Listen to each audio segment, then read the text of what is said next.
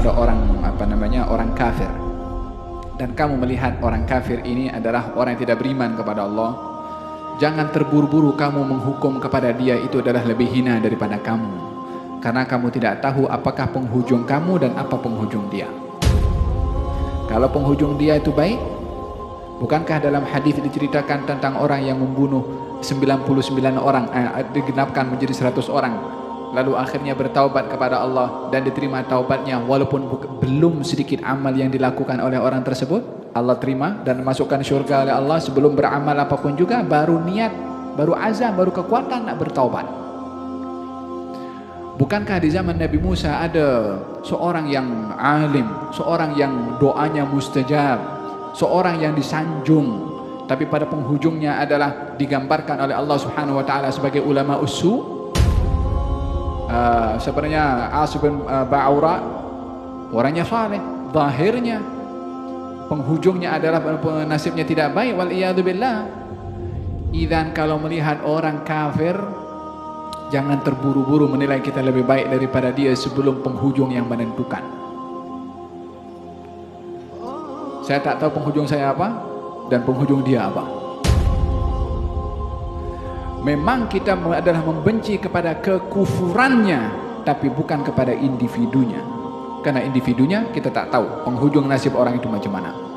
Kalau kita nampak orang tua yang lebih tua daripada kita, yang mungkin orang tua ini adalah tidak salat umpamanya, maka kita melihat orang ini lebih tua daripada saya, yang mungkin dia dulu sudah kenal Islam dulu sebelum saya kenal Islam, sudah berbuat baik sebelum saya berbuat baik, mungkin dia akan mendapatkan hidayah. Kalau kepada orang yang lebih muda umpamanya, yang kita anggap dia lebih hina, kita lihat kita lebih dulu berbuat dosa sebelum dia berbuat dosa. Tengok sentiasa kekurangan diri dan kelebihan yang ada pada orang, maka baru kita akan melihat kalau diri kita itu memasuki pintu tawadhu. Tapi selagi masih kita mempertahankan kita punya ego, dan ini bukan perkara, ini ego, dia macam gunung yang kuat ada di kepala dan juga di dada setiap orang, yang setiap orang mau dihormati dan akan tercabar emosi marah kalau orang tidak hormat kepadanya. Fahim tom? Kata Abu Yazid Al-Bustami, orang itu dikatakan tawadhu kalau tengok dirinya tak ada nilai.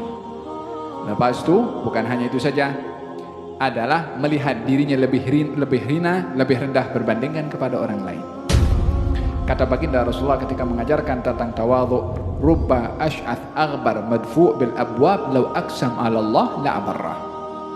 Mungkin saja kamu tengok orang itu kusut masai, rambutnya entah macam mana, tapi kalau dia berdoa kepada Allah, doanya dikabulkan oleh Allah. Orang yang mungkin tidak kusut masai, pakaiannya rapi, mungkin pun pakai selendang juga, mungkin pakai serban juga, mungkin pakai kopiah juga, belum tentu itu adalah suatu nilai kualiti di sisi Allah Subhanahu wa taala. Kenapa kita pula nak menghukum orang daripada segi zahirnya, pakaiannya?